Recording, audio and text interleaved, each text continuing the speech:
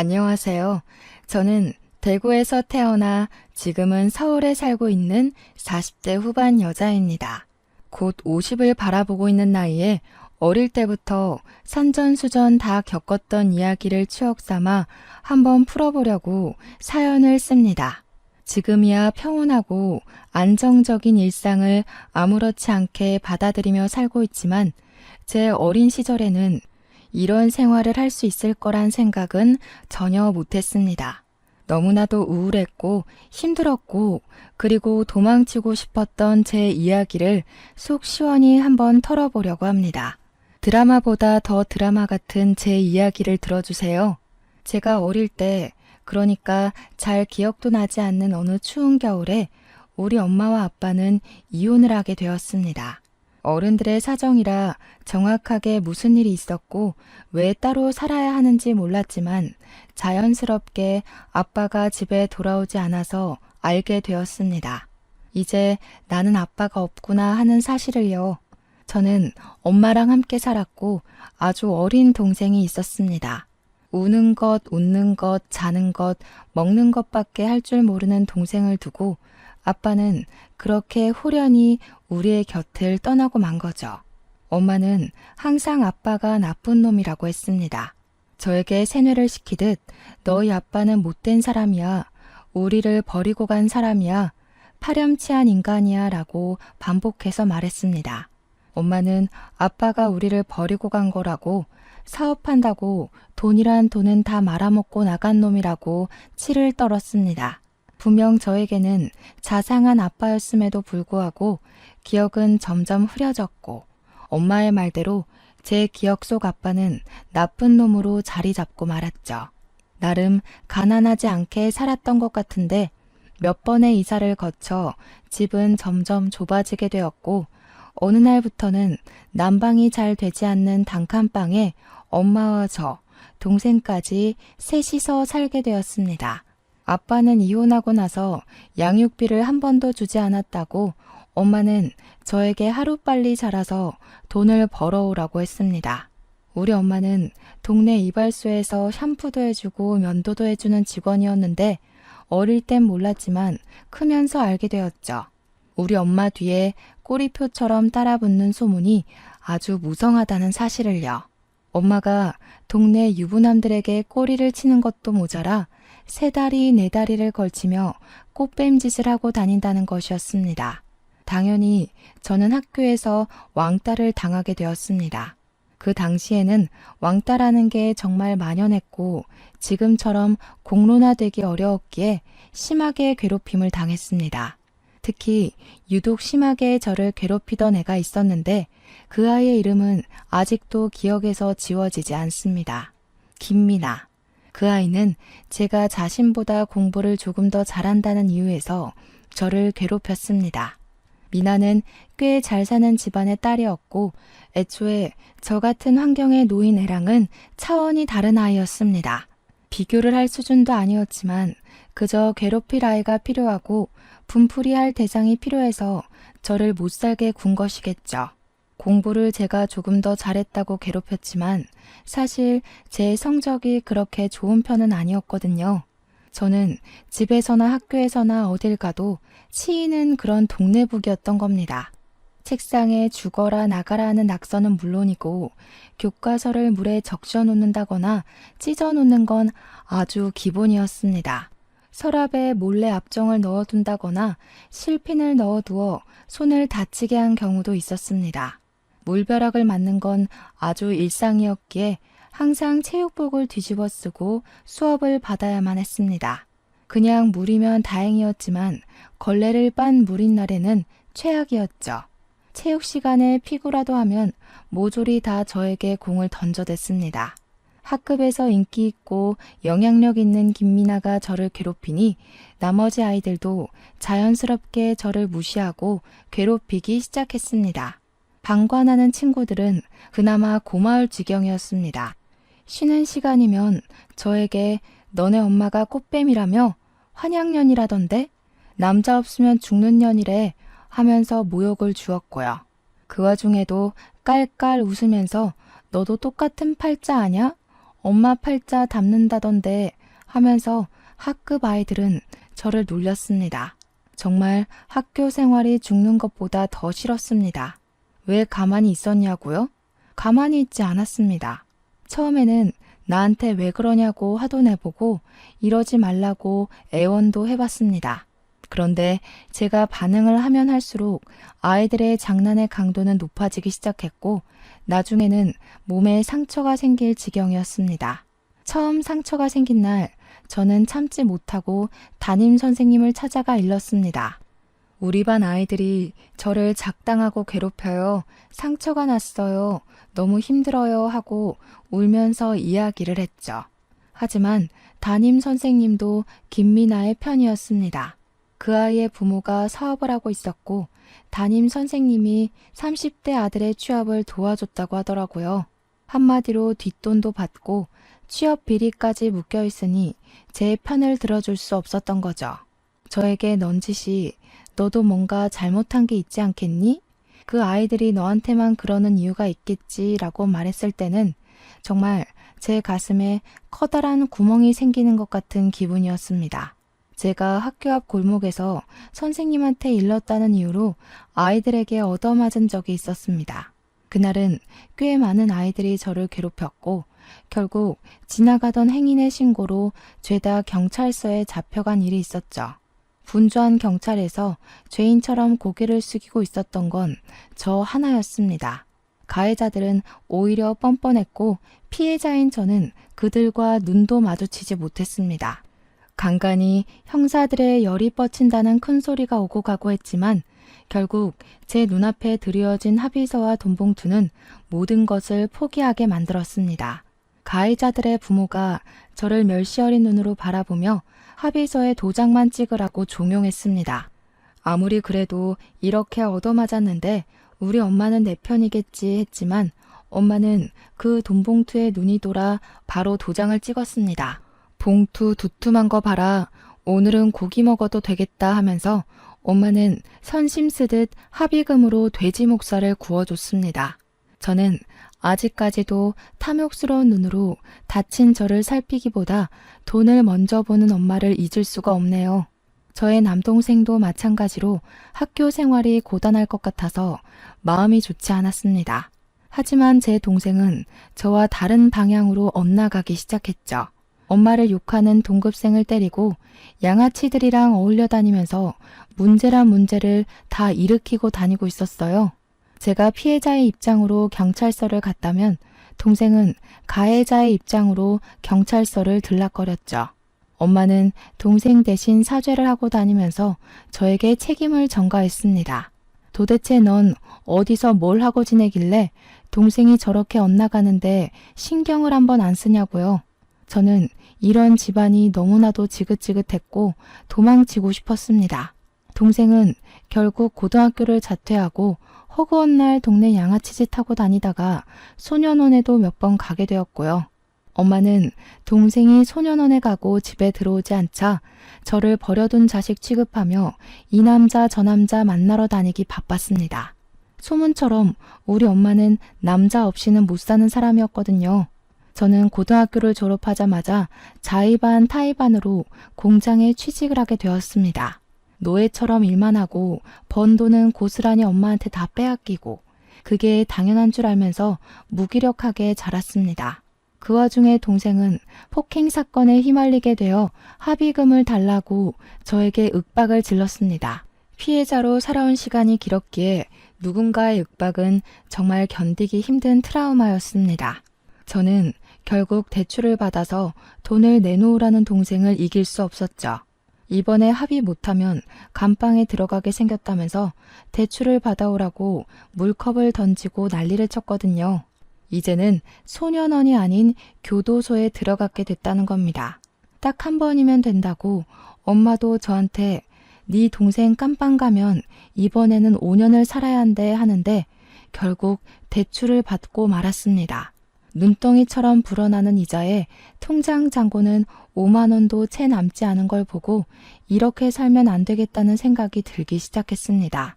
그래서 저는 아주 오래전에 찾아갔던 친할머니의 집을 기억을 더듬고 더듬어 찾아가게 되었습니다. 세월이 많이 흘러서 이사를 갔을 수도 있었지만 지푸라기 잡는 심정으로 찾아갔습니다. 골목골목 헤매다가 근처 슈퍼 아줌마의 도움으로 친할머니 댁을 찾을 수 있었습니다.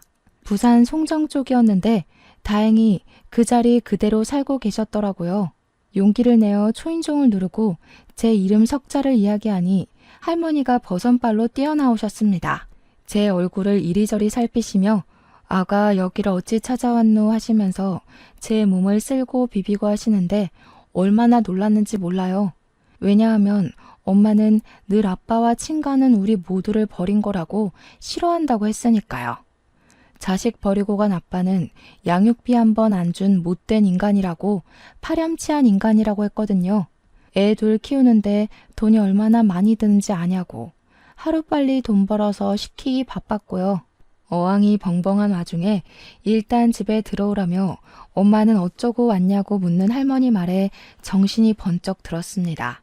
저는 있는 그대로 제가 살아온 나날에 있어 거짓 한 점 없이 할머니에게 이야기를 했죠. 공장에서 일을 하면서 생활비를 벌어오고 있는 것. 엄마는 나를 돈 벌어오는 기계 그 이상도 이하도 생각하지 않는다고요. 동생은 소년원에 들락날락하고 집에도 잘 들어오지 않아서 어디서 뭐하고 사는지 모른다는 것까지요. 사는 게 버거워서 죽기 직전에 용기 한번 내서 찾아오는 거라고 말했습니다. 그러니 할머니가 제 손을 잡고 막 엉엉 우시는 게 아니겠어요. 아빠한테 연락을 넣어놨으니 저녁에는 도착할 거라고 하는데 아빠가 왜 날 보러 온다는 거지? 하는 생각이 들었죠. 아빠는 저 안 보고 싶어 하잖아요. 양육비도 한 푼 안 줬다면서요. 하니까 할머니가 화들짝 놀라시더라고요. 어디서 그런 오해를 하고 찾아온 거냐고. 이혼할 당시에 할머니랑 아빠가 대출까지 받아서 양육비를 한 번에 지급하고 왔다는 겁니다. 저만큼은 아빠가 키우겠다고 박박 우겼는데 엄마가 죽어도 안 된다고 해서 데리고 간 거라고요. 저는 울면서 말했죠. 그런 사람이 왜 한 번을 찾아오지 않았냐고요.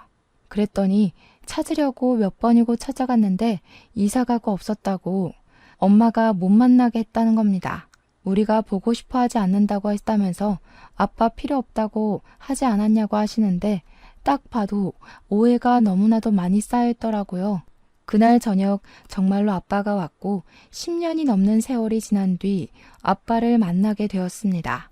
아빠는 눈물을 흘리며 저에게 그동안 잘 지낸 거 맞냐고 얼굴이 왜 이렇게 상했냐고 다정하게 물어오셨어요. 저는 했던 말을 또 반복하며 아빠가 너무 보고 싶었다고 힘들었다고 이야기를 했죠. 그러니 아빠가 이제 성인이고 하니까 엄마 집에서 나와서 아빠랑 같이 살자고 하셨습니다. 엄마의 바람기로 인해 이혼을 했고 그 길로 대구를 떠나서 서울에 자리를 잡았다고요. 사업이 운 좋게 잘 풀려서 지금은 떡하니 중소기업 하나를 운영하고 있다는 겁니다. 하청도 많이 주고 엄청나게 성장을 했다며 하는 일이 뚜렷하지 않으면 아빠 밑에서 일을 배우라고 했어요. 저는 뒤도 돌아보지 않고 그 길로 아빠를 따라 서울에 갔습니다. 이렇게 일이 슬슬 풀릴 줄 알았다면 진작에 아빠를 찾아갈 걸 그랬다고 몇 번이고 후회를 했죠. 서울에 도착해서 저는 정말 너무 놀랐습니다. 대구에서 주택 반지하에 새들어 살 때랑은 너무나도 다른 환경이 저를 기다리고 있었기 때문이었어요. 한강이 보이는 고층 아파트에 집도 대리석으로 삐까뻔쩍했습니다. 아빠가 혹시라도 새 장가를 들진 않았을까 걱정이 되어 물어보니 그건 아니라고 고개를 절레절레 저으셨어요. 언젠가 자식들이 찾아올지도 모른다는 기대를 하고 있었다면서 저를 기다리고 있었다고 말해주셨습니다. 그동안 지낸 이야기를 천천히 빠짐없이 이야기를 해달라고 하길래 한 3일 정도를 아빠가 퇴근하고 돌아오면 잠도 안 자고 밀린 이야기를 했어요. 나눌 이야기가 별로 없을 거라고 생각했는데 막상 입을 열고 나니 본물 터지듯 말이 나오더라고요. 학교 생활을 하면서 치욕스러운 일을 당했던 것, 동생이 사고치고 다니던 것, 엄마가 허구한 날 남자 만나느라 바빠서 가정은 신경도 쓰지 않았던 것까지 모조리 다요. 아빠는 한숨만 푹푹 쉬면서 저를 위로했습니다. 결국 그렇게 개차반으로 살고 있을 줄 알았다고. 너라도 내가 데리고 나왔어야 했는데 미안하다고요. 아빠한테 혹시 동생도 기다리고 있었냐고, 동생은 지금 어디서 뭘 하는지 모르겠다고 하니까 그저 씁쓸하게 웃으셨어요. 왠지 더 물어보면 안 될 것 같은 초연한 분위기가 흘러 더 이상 동생 이야기는 하지 않았습니다. 아빠는 저에게 지금이라도 하고 싶은 것이 있냐고 물었습니다. 며칠 고민을 해봐도 딱히 뭘 해야 할지 모르겠어서 솔직하게 이야기를 하니 아빠가 대학을 가보는 게 어떻겠냐고 물어보았습니다. 대학이라니 너무나도 높은 문턱인 것 같아서 처음에는 아니라고 고개를 저었지만 며칠이 지나니 궁금하더라고요. 대학에 가면 다들 어떤 생활을 할까? 정말 TV, 영화에서 보는 것처럼 그런 느낌일까? 하는 궁금증이요. 저는 결국 재수학원을 등록하게 되었고 수능을 준비하게 되었습니다. 몇 년 동안 공부를 하지 않았으니 머리가 잔뜩 굳은 느낌이었지만 열심히 하니까 또 들어오긴 하더라고요. 수능이 몇 개월 남지 않은 시점이었기에 다음 수능을 준비하기로 하고 정말 남들보다 몇 배로 노력을 했습니다. 코피를 쏟아가며 공부한다는 게 이런 심정인지 몰랐는데 제 코에서 코피가 나니까 신기하더라고요. 책이 시커멓게 변할 때까지 밑줄을 치며 머릿속에 입력을 하려고 무던히 애를 썼습니다. 그렇게 1년 5개월 동안 열심히 공부를 한 결과 저는 서울에 있는 4년제 경영학과에 입학할 수 있게 되었습니다. 아빠가 저에게 회사에 들어와서 같이 일하면 참 좋겠다고 몇 번이고 이야기를 하셨기에 그 뜻을 함께 하고 싶은 마음에서였죠. 늦가기 신입생이 되어 열심히 대학에 다니는 동안 엄마랑은 단 한 번도 허락을 주고받지 않았습니다. 처음에 서울에 올라오기 전 미처 공장에 이야기하지 않았던 게 기억이 나서 딱 한 번 대구에 내려갔었거든요. 그런데 공장에서 일하던 직원들이 저보고 대체 어디에 있었냐고 엄마가 공장을 이잡듯이 뒤졌었다고 말하더군요. 엄마는 멀쩡한 얘가 갑자기 공장 일은 왜 그만두었냐며 애꿎은 공장에서 난동을 부리고 갔다고 했습니다. 저는 자세한 이야기는 하지 않고 엄마가 또 찾아오면 제가 왔었다는 이야기는 하지 말아달라고 부탁드렸습니다. 공장 직원들도 어린 나이에 제가 고생하고 있는 속사정을 대충 알고 계셨기에 알겠다고 하셨죠. 도망가고 싶다고 몇 번이나 말을 했었으니까요. 저는 사직서를 낸 동시에 휴대폰도 없애버렸어요. 아빠 집으로 전입신고도 하지 않았죠. 혹시라도 엄마가 그 집 주소로 찾아올까 봐요. 그렇게 평온하게 서울에서 생활을 이어가고 있었어요. 과거는 점점 흐려지고 있던 어느 날, 저에게도 따뜻한 봄날이 찾아오게 되었습니다. 우연히 교수님을 만나러 온 저보다 3살 많은 선배가 저를 보고 첫눈에 반했다면서 조교한테 이야기를 했다는 거예요. 귀찮을 정도로 제 번호를 물어봤고 고학번 선배이긴 하지만 저도 나이가 꽤 있는 상태로 대학에 입학을 해서 괜찮을 것 같다는 이야기였어요. 3살 차이면 딱 좋은 거 아니냐고 마치 중매쟁이가 된 것처럼 저랑 선배를 이어붙이는 조교의 말에 저는 고개를 끄덕였습니다. 솔직히 대학 다니면서 나이 차이 많이 나는 동기들 사이에서 저는 잘 어울리지 못하고 있었거든요. 학교 CC가 생겼다더라, 어느 과 누구랑 쟤랑 사귄다더라 이야기를 들을 때만 해도 캠퍼스 커플은 저와 거리가 먼 이야기로 느껴졌고요. 그런 저를 관심 있어 하는 남자가 생겼다고 하니까 괜히 마음이 몽글몽글해지더라고요.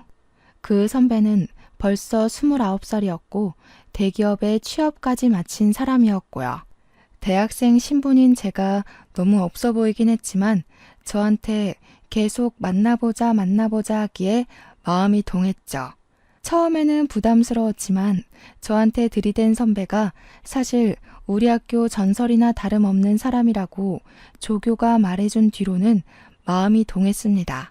맨날 과 수석 자리를 놓치지 않았고 집안도 꽤 괜찮은 집안이고 생긴 것도 멀끔해서 여자들한테 인기가 좋았다고요. 번호 교환은 했지만 사석에서는 따로 만난 적 없는 상태였는데 교수님을 만나러 온 선배와 2번 정도 같이 밥을 먹게 됐어요. 오래 기다렸다면서 굳이 학교까지 시간 내서 찾아온 이유는 저 하나였다고 하더라고요. 교수님 만나러 왔다는 것도 다 거짓말이었다고 자기랑 연애하자고 하는데 저도 활짝 웃었어요. 연애를 하면서부터는 세상이 달리 보이더라고요. 이 좋은 걸 왜 이제야 시작했지 하는 생각도 들었고요. 선배가 저를 애지중지하는 것도 너무나도 좋았습니다. 맹목적인 사랑은 받아보는 게 처음이거든요. 이 선배랑은 모든 게 다 처음 하는 거라 즐거웠어요. 과수석답게 모든 시험의 족보를 다 가지고 있어서 덕분에 제 성적을 유지하는 데도 도움이 많이 되었죠. 몰랐는데 그 족보를 가지는 게 무척이나 어려운 일이었대요. 돈 주고 사겠다는 애들이 있을 정도로 귀한 것이었다는데 저는 원하는 만큼 받아볼 수 있었죠. 성적도 우수하게 졸업을 할 수 있었고 아빠의 바람대로 저는 아빠 회사에 취직을 하게 되었습니다. 중소기업이지만 내구성이 좋은 회사였고 복지 또한 괜찮아서 제 취업이 확정되었을 때 동기들은 부러워했어요. 아빠 회사에 취직하고 싶어 했던 동기도 있더라고요. 아빠는 시작부터 저에게 좋은 자리를 주고 싶어 하셨지만 저는 너무 부담이 되더라고요. 이제 갓 대학 생활을 마친 사회 초년생이 높은 자리에 있어 봐야 회사에 전혀 도움이 되지 않을 것 같다고요. 오너가 가족이라는 게 남들 눈에 고깝게 비춰질 수 있으니 평사원으로 입사를 하게 되었습니다. 아빠한테도 절대 내가 딸인 거 티내지 말아달라고 몇 번이나 부탁을 했어요. 그렇게 회사 일에 적응해 가던 어느 날 거래처에서 우리 공장에 의뢰를 하러 찾아왔는데 그날 아빠가 다른 공장으로 출장이 잡히게 된 거예요. 사내 이사님이 그 일을 맡게 되셨는데 따라붙을 직원이 필요하다 해서 제일 한가했던 제가 차출이 되었습니다.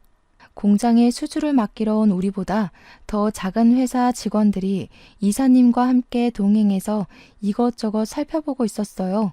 저는 이사님 뒤를 쫓아다니며 필요한 서류를 챙겨드리고 그래프를 읽어드리고 있었습니다. 그런데 언뜻 마주치는 거래처 사람이 어디서 많이 본 것 같은 얼굴이었습니다. 누군지 기억은 나지 않는데 낯이 익은 사람이었어요. 누구지 하다가 이사님께 저분은 어디 거래처 분이시냐 하고 물어보니까 이사님이 조용히 말씀해 주셨어요.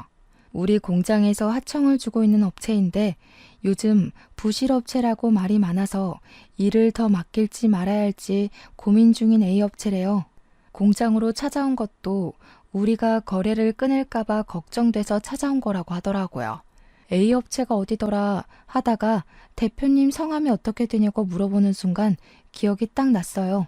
학창시절 저를 꾸준히 괴롭혔던 김미나, 그 아이의 아버지였습니다. 합의서에 사인을 하라고 돈봉투를 던지면서 저를 멸시하는 눈으로 바라보던 그 사람이었어요. 스물스물 저를 좀먹었던 그때의 기억이 떠오르면서 순간 용암처럼 분노가 끌어올랐습니다. 이런 자리에서 만나게 되다니 복수를 하고 싶다는 마음이 울컥 솟았죠. 그렇게 아무 일 없이 공장 시찰이 끝나고 저는 남자친구를 만나러 갔습니다. 그리고 그날 남자친구에게서 프로포즈를 받았습니다. 분노에 휩싸인 제 마음을 달래주듯 다정하고 부드럽게 저에게 결혼하자고 이야기를 하는데 지난 과거가 생각나면서 눈물이 났어요. 저는 당연히 좋다고 했지만 그 마음 한켠에는 복수하고 싶다는 마음이 자꾸 따리를 틀었죠. 결혼을 준비하는 내내 제가 고민 속에 빠져있자 아빠는 저에게 무슨 고민이 그리 크냐고 물어보셨습니다. 결혼 준비가 많이 힘드냐고, 결혼은 좀 더 미뤄도 된다고, 아직 나이도 어린 나이라고 저를 다독여 주셨죠. 저는 아빠한테 솔직하게 이야기를 했습니다. A업체 사장이 내 학창 시절을 지옥으로 만들었던 그 아이의 아버지라고요. 좋은 것만 생각해야 할 시기에 복수하고 싶은 마음이 자꾸 들어서 미칠 것 같다고 말했어요. 내가 그 아이 때문에 얼마나 지옥 같은 시간을 보내야 했는지 아빠는 알지 않냐고 하니까 아빠가 깊은 고민에 빠지셨습니다. 한참 뒤에 열린 아빠의 입에 저는 깜짝 놀랐어요. 그 업체 우리가 일 안 주면 부도날 거야. 그렇게 해주자. 우리 딸이 당했던 기억만큼 이왕 복수할 거 제대로 해주자고. 두 번 다시는 일어날 수 없게 만들어주자. 며칠 뒤 아빠는 A업체 대표한테 따님이 우리 딸이랑 동창이라고 하던데 같이 식사나 한번 하자고 요청을 했어요. 당연히 그 자리에 저도 나갔고 아빠는 꼴리면 안 된다고 태어나서 처음 보는 명품 브랜드의 저를 데리고 가서 머리부터 발끝까지 저를 꾸며주셨습니다. 허탈하게도 김미나는 그 모습 그대로 저를 보고 아무렇지 않게 인사를 하더라고요. 당한 사람은 생생하게 기억해도 가해자는 그냥 추억거리 취급을 하더라고요. 어머, 이런 데서 다 만나고 세상 좁다. 그치? 우리가 친하진 않았지만 그래도 동창이니까 너무 반갑다. 역시 세상은 학연, 지연, 혈연이라고 하잖아. 우리 아빠 공장 좀 잘 봐줘. 저는 벼르고 있었던 그 말을 뱉을 기회가 찾아온 거죠. 뻔뻔하게 저한테 저런 부탁을 하는 김미나의 얼굴에 침이라도 뱉을 기세로 이야기를 했습니다. 내가 제일 싫어하는 게 학연, 지연, 혈연이야. 너 같은 거랑 학연으로 묶인 게 얼마나 지옥인지 가해자는 모르지? 아저씨, 저 기억나세요? 저한테 돈 봉투 들이밀면서 합의하라고 서로 좋게 좋게 가자고 눈가에 멍든 저를 보면서 혀 끌끌 찼던 거 기억 안 나세요? 그랬더니 그제서야 모든 기억이 난 건지 김미나네 아버지의 표정이 싹 굳었습니다. 김미나 또한 부들부들 떨면서 저한테 아직도 그런 걸로 꽁에 있냐고 하더라고요. 그때 들어있던 합의금이 꼴랑 50만 원이었거든요. 미리 준비해둔 흰 봉투에 50만 원을 넣어왔었어요. 그 봉투를 부녀 앞으로 던졌습니다. 이거나 먹고 조용히 떨어지세요. 부도 처리될 거 준비 잘하시고 그나마 학연으로 묶여서 경고하는 거니까 고마운 줄 알아. 그러자 아빠가 그 부녀를 보면서 경고하듯이 이야기를 했습니다. 다 너희들이 쌓은 업보라고 평생 속죄하고 살으라고 했습니다. 그 어린 나이에 치기 어린 질투로 한 행동이라고 하기엔 너무나도 내 딸이 받은 상처가 크다고요. 그러면서 우리 공장에 지불해야 할 미납금을 한시라도 빨리 갚아주길 바란다고 덧붙이셨습니다. 김미나네 아버지는 그런 법이 어디 있냐고 다시 한번 생각해달라고 애원했지만 아빠는 바로 거래를 끊어버렸습니다. 당연히 미납금 지급 소송도 거셨고 김미나네 집은 한순간에 부도 처리가 되고 차압 딱지가 붙었다고 했습니다. A업체에 다니던 노동자들에게 아빠가 뒤에서 몰래 도와줘서 단체로 임금 미지급 소송도 걸리고 노동청을 제 집 드나들듯 다녔다고 해요. 이렇게 손쉽게 한 사람의 모든 걸 무너뜨릴 수 있는 거구나 하는 허탈한 생각도 들었습니다. 그렇게 복수를 하고 나니까 알터니가 빠진 것처럼 속이 시원해지더라고요. 모든 사건을 알게 된 예비신랑 또한 저에게 잘했다고 칭찬을 해주었습니다. 그렇게 우리는 본격적으로 결혼 준비를 시작했고 저는 끝까지 대구에 있는 엄마와 동생에게는 알리지 않았죠. 그들이 대구에서 뭘 하고 먹고 살아있는지 전혀 모르고 있었거든요. 결혼식 당일에 혼주석에 아빠만 덜렁 앉아 있었어요. 시댁에서는 저의 모든 사정을 알고도 내색하지 않았고 저를 가족으로 받아주셨습니다. 솔직히 가정 환경 때문에 반대하실지도 모른다는 불안한 마음이 있었거든요. 아무래도 정상적이진 않았으니까요.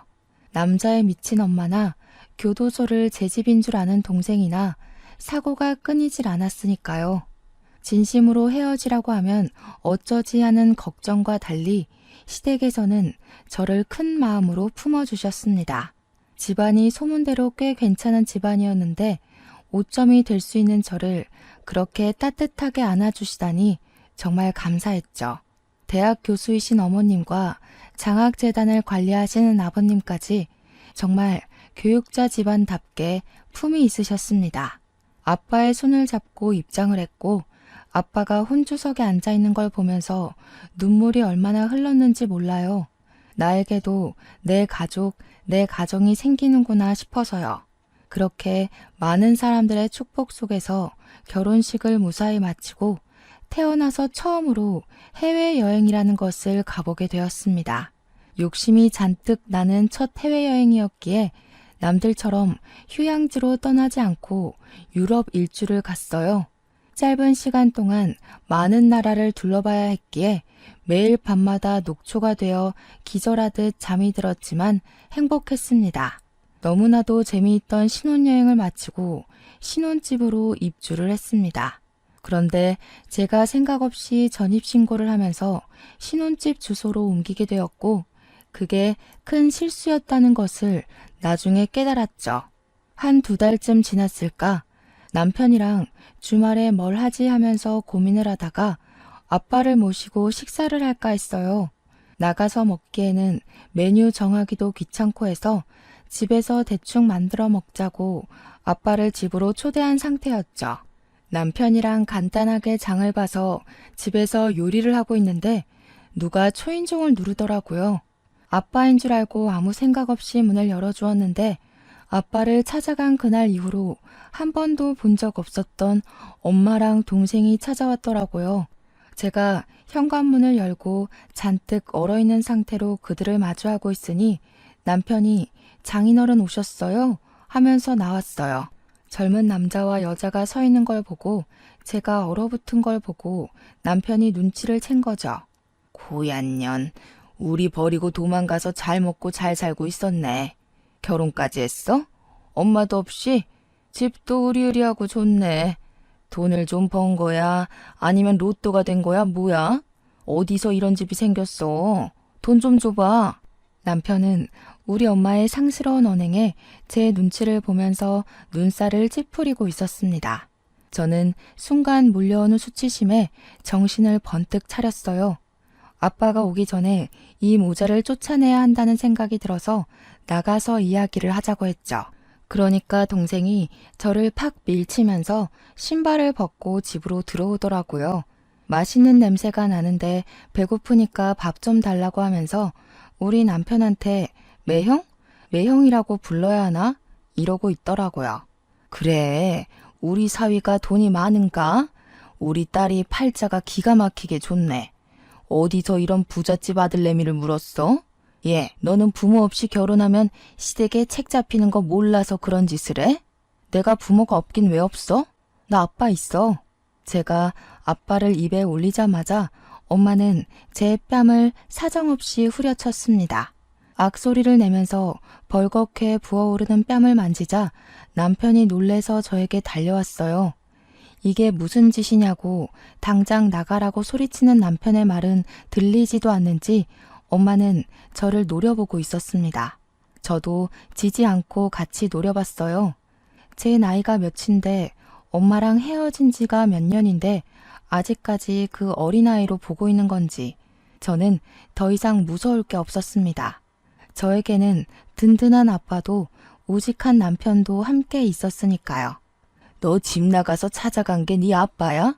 그 사람이 어떤 파렴치한 인간인지 다 알면서 거길 찾아갔다고? 어떤 사람이 무슨 양육비도 대출받아서 일시불로 다 줬다는데 그 돈 어디다 날려먹고 나한테 돈 벌어오라고 종용을 한 거야? 네 아빠가 우리 버리고 떠난 건 사실이지 않니? 진실을 흐리려고 하지 마. 우리를 버리긴 뭘 버려. 엄마가 바람 펴서 떠난 거지. 그 말에 엄마는 아무 소리 하지 않고 부들부들 떨고 있었습니다. 철없는 남동생만 집 구경하느라 정신이 없어 보였어요. 우리 남편한테 가서 나 방 하나만 줘라 매형 이러고 있더라고요. 그 말을 듣자마자 제가 열이 뻗쳐서 소리를 꽥 질렀습니다. 당장 나가. 내 집에 발 디딜 생각하지 말고 꺼지라고. 나는 당신 같은 사람 엄마라고 생각해 본 적도 없으니까 나가. 아빠는 그럼 나한테는 땡전 한 푼 안 주고 누나만 몰래 챙겼던 거야? 서운하네. 이 집도 아빠가 해준 거야 혹시? 아빠 번호 좀 줘봐. 안 그래도 나 이번에 합의금 나가야 하는데 아빠한테 돈 좀 달라고 해야겠다. 아니면 누나가 줄래? 그 순간 아빠가 집에 들어왔습니다. 무슨 소란이 이렇게 크냐고 집에 들어왔다가 거실에 서 있는 엄마랑 동생을 보고 아빠의 표정이 딱딱하게 굳었습니다. 오랜 시간이 흘렀지만 한 번에 알아본 듯 했어요. 이 미친 옆에 내가 여기가 어디라고 찾아와? 내가 내 딸 집 온다는데 당신이 뭔데 상관이야? 우와, 아빠야? 얼굴도 기억 안 나서 몰라볼 뻔했네. 아빠, 나 진짜 서운하다. 어떻게 누나만 쏠랑 챙길 수 있어? 만나자마자 이런 얘기해서 미안한데 나도 솔직히 자식인데 챙겨줄 수 있잖아. 혹시 5천만 원만 해줄 수 있어? 돈 해주면 나는 누나 안 찾아올게. 내가 돈 나올 구멍이 없어서 누나 찾아온 거거든. 동생이 신이 나서 떠들고 있는데 아빠가 동생을 싸늘하게 쳐다보더라고요.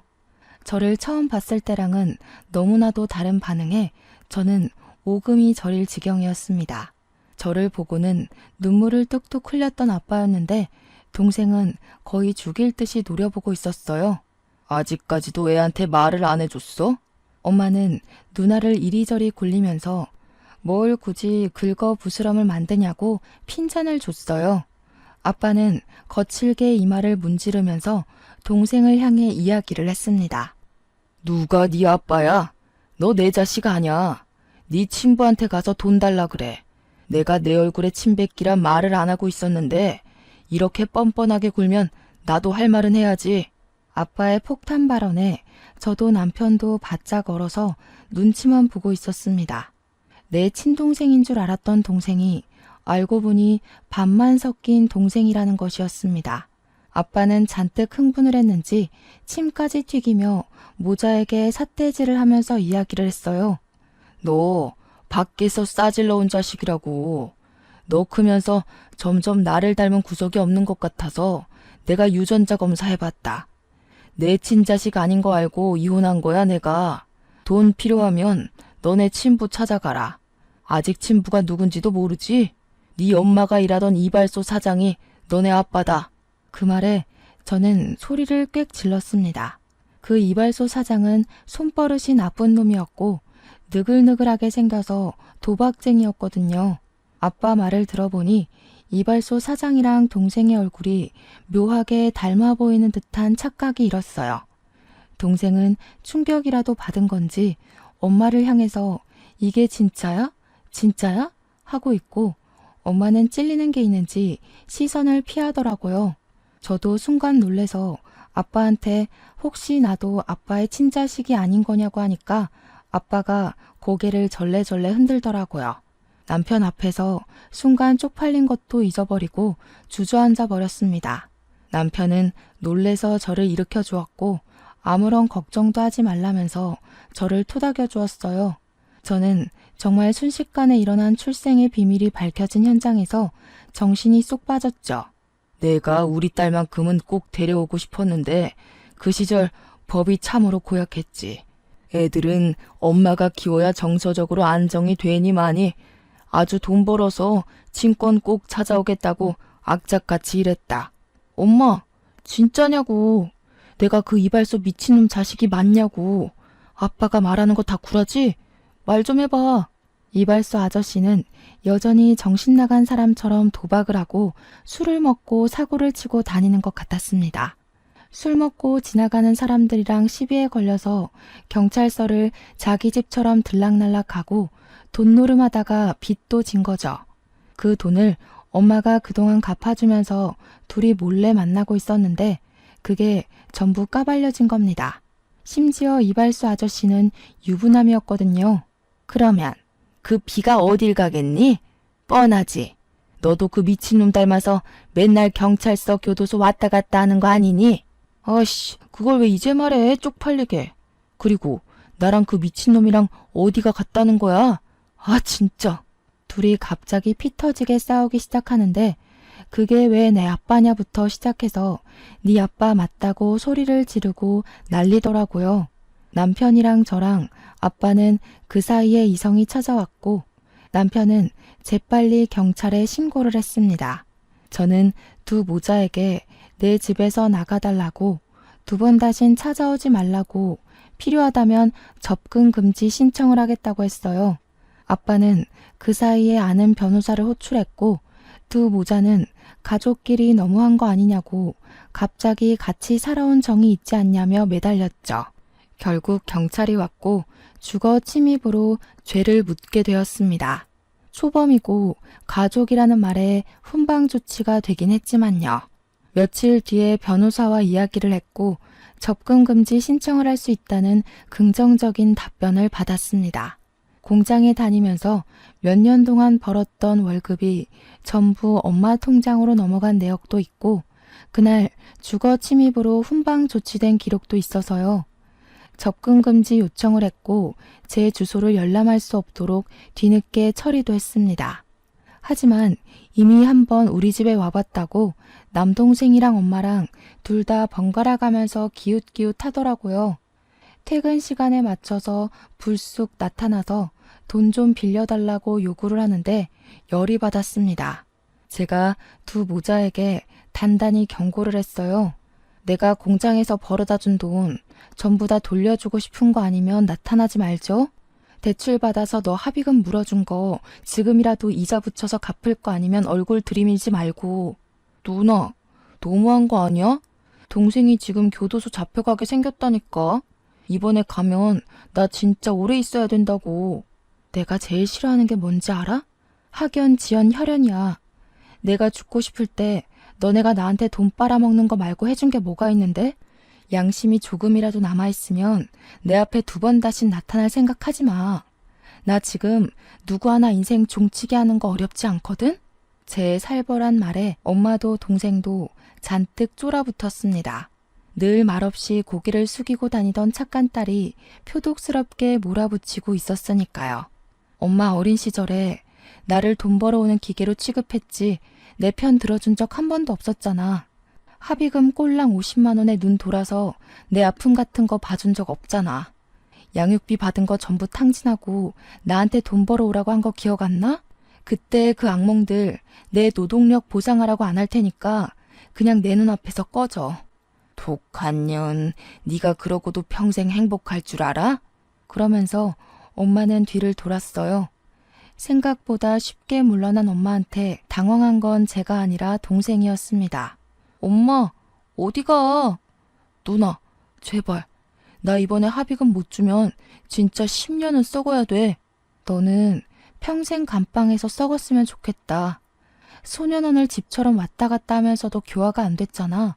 아, 이번엔 또 다를 수도 있으려나? 내가 교도소에 있는 사람들한테 돈 좀 쥐어주고 우리 동생 제대로 교화시켜달라고 부탁을 좀 할까? 거기 범죄자들은 돈만 주면 다 해준다고 한다던데. 동생이 흠칫 놀라더니 부들부들 떨면서 욕을 내뱉고 엄마를 따라 사라졌어요. 한참 실랑이를 한 덕분인지 완전히 녹초가 되어서 집에 돌아오니까 먼저 들어온 남편이 저를 꼭 안아주더라고요.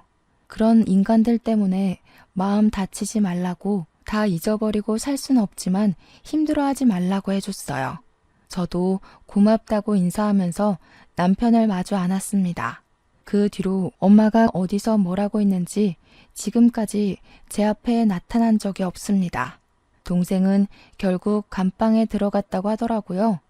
영치금 넣어줄 사람이 없어서 힘들게 지내고 있는 것 같습니다만 저도 찾아갈 생각은 없습니다. 남편이랑 아빠 덕분에 소금을 뿌린 것 같았던 상처는 아물었고 지금의 저는 행복하게 살고 있습니다. 고생 끝에 낙이 온다. 그 말을 요즘 제일 좋아합니다. 저는 정말 낙을 찾았고 낙원을 가졌습니다. 평생 이렇게 남편과 아빠와 그리고 저를 믿어준 시댁 식구들과 두런두런 행복하게 살고 싶습니다. 제 이야기를 들어주셔서 감사합니다.